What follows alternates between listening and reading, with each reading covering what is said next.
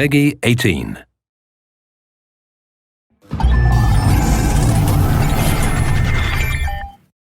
Hello everyone, I'm Colin Graham. I'm the animation director on Watch Dogs, and today I'm excited to present to you a vertical slice of the Watch Dogs free roaming experience. So actually, this is not a mission.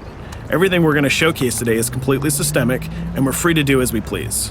We start off in the wards, the low-income district of our interpretation of Chicago. When creating the world of Watch Dogs, we wanted to stay true to the city and give a unique flavor to each and every neighborhood, not only in terms of the architecture, but also in terms of the people that you'll encounter and what is happening in their day-to-day lives. In the wards, you'll see working-class citizens, rusty cars, gang members, abandoned houses, and low-grade pawn shops. It's really not the kind of place that you're going to want to be alone after dark.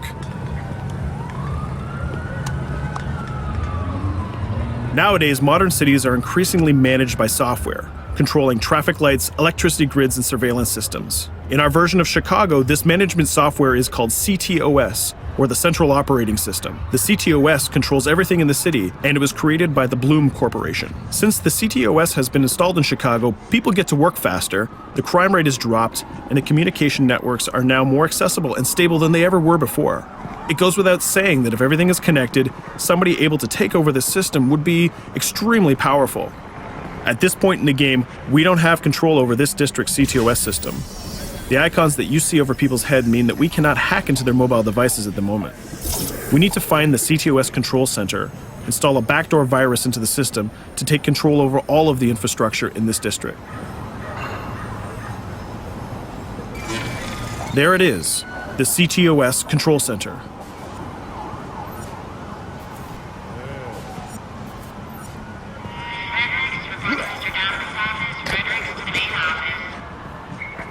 Watch it. You're walking someplace you got no business. It's heavily guarded.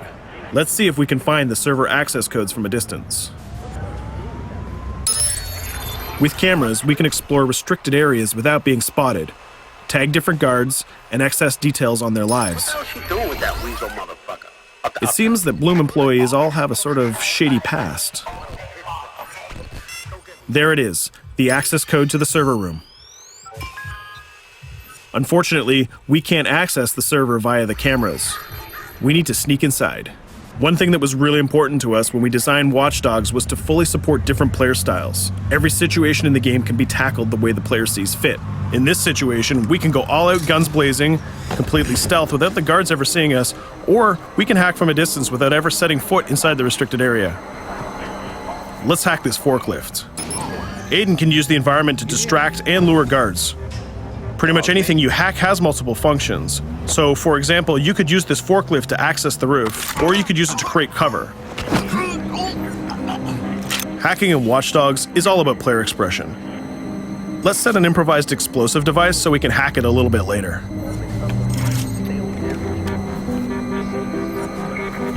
You'll also notice Aiden's low-profile stance. This indicates when the guards are unaware of our presence. We'll try to reach the upper level of the building to see if we can gain a vantage point over our opponents. Everything in the environment can be hacked, so we're going to make some dynamic cover. That's how you spend a day off. Some quality meat. We'll use this forklift to lure the guard towards our IED that we set earlier. Let's see how this plan unfolds. You're working them on.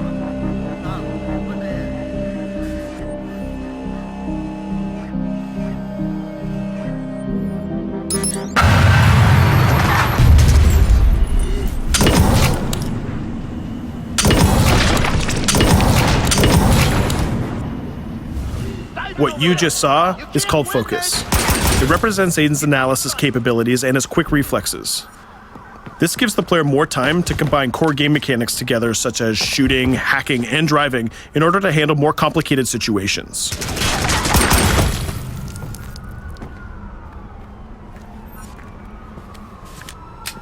Now we can access that control room.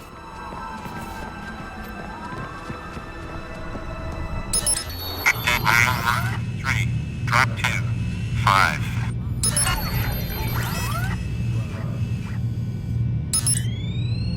Now we'll be able to hack all of the devices connected to the CTOS within the districts. Thousands of cameras, traffic lights, the electricity grid, and most importantly, all of the citizen information profiles. We can also benefit from the Chicago Police Department crime prediction system, which uses facial and pattern recognition to spot potential criminals or potential victims. Since this is a pretty rough neighborhood, I'm pretty sure we're going to stumble on some suspected criminal activity pretty soon. And there it is. The system just pushed an alert of a potential crime. We can see the system trying to triangulate the location on our minimap. Take note, this isn't a mission. This can happen anywhere at any time.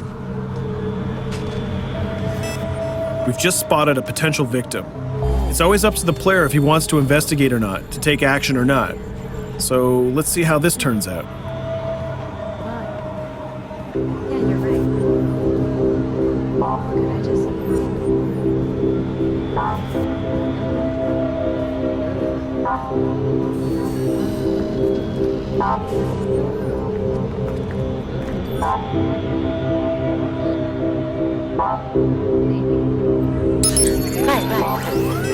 You think you're leaving me? Huh?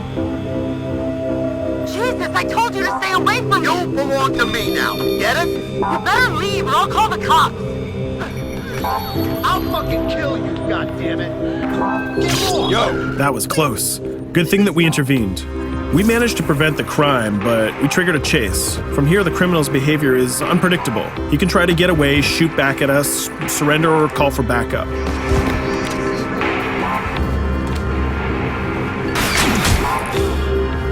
It seems like he decided to get away by car.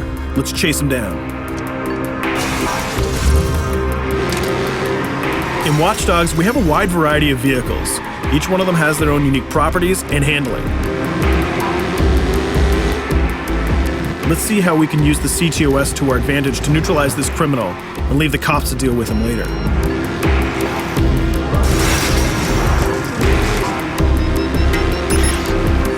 The chase stops right here. Using the blockers usually reserved for the cops during interventions, we managed to stop this criminal without killing him. This gives us a reputation bonus. This system is at the core of the Watch Dogs experience.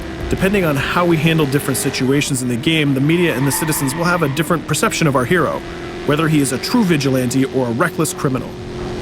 This will have repercussions throughout the game. Now, let's head for the Loop, the historical district of Chicago, where you're going to find the most iconic buildings in the city.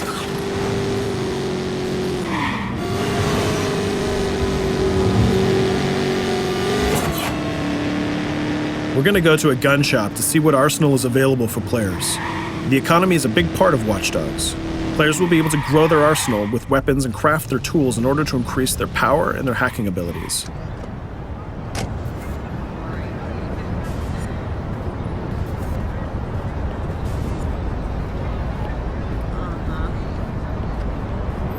No, it's okay.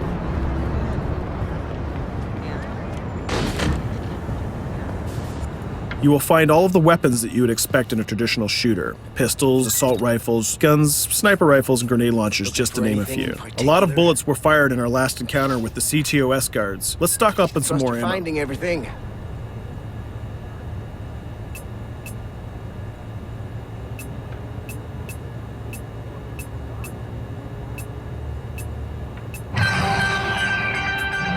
As we mentioned earlier, the media keep track of your actions and the citizens are going to react according to the perception that they have of you. Here, the media is reporting a crime in which you are the #1 suspect. The gun shop owner recognized you and decided to trigger a silent alarm to notify the police. Copy that. Possible wanted suspect presumed armed and dangerous. Police are now trying to locate the source of the threat using the surveillance system in the city, represented by the yellow circles on the minimap. Come in, PH3.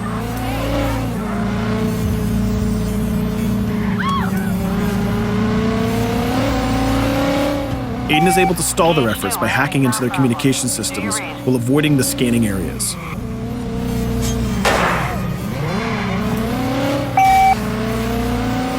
PH units, do you copy? Repeat, squad to all PH units. Once they've lost our trail, we can go back to our activities.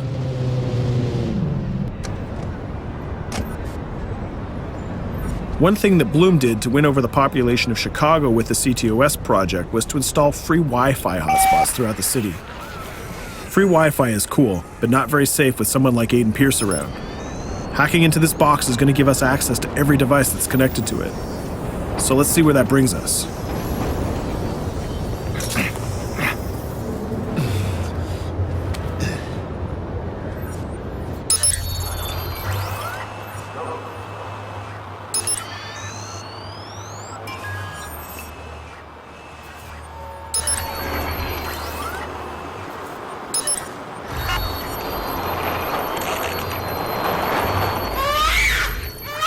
We just hacked into the webcam of a laptop. It seems that we're in the apartment of a mother and we can hear her baby crying in the background.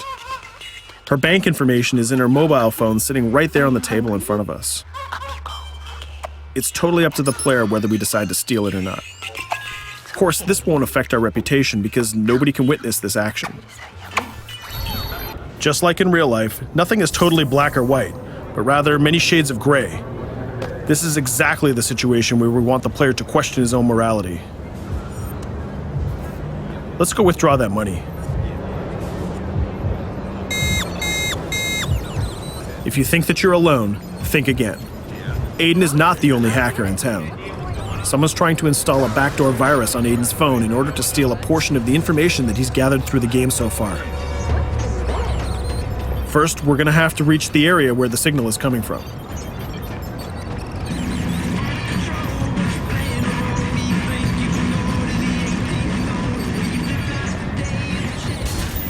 Using our profiler, we're going to try to identify the hacker before the installation finishes.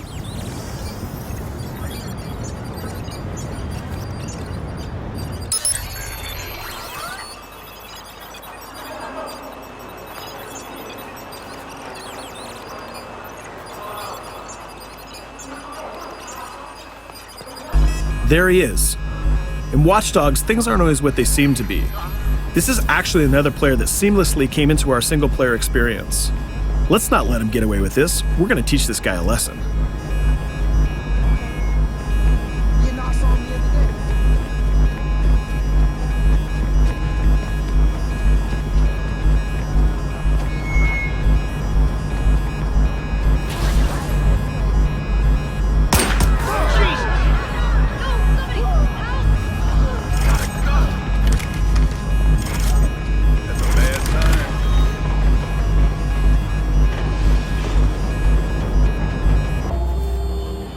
We stopped the hack, but the hacker managed to get away. I don't know about you, but we can't let this pass by. We need to retaliate. Using the grid, let's see if we can find that second player. There he is. Let's enter his game seamlessly.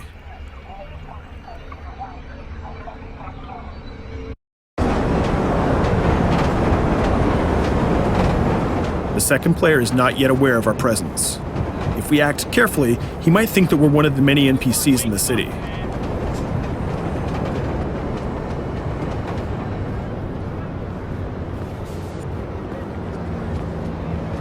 What was that?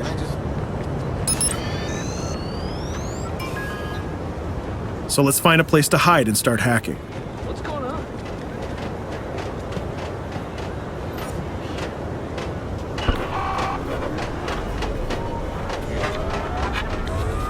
The second player has just been alerted that a breach has occurred on his phone.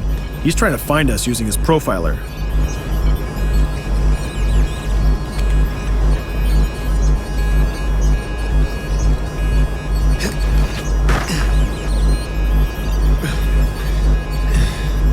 He's dangerously close. Let's hide in the car. We're spotted. Let's get out of there.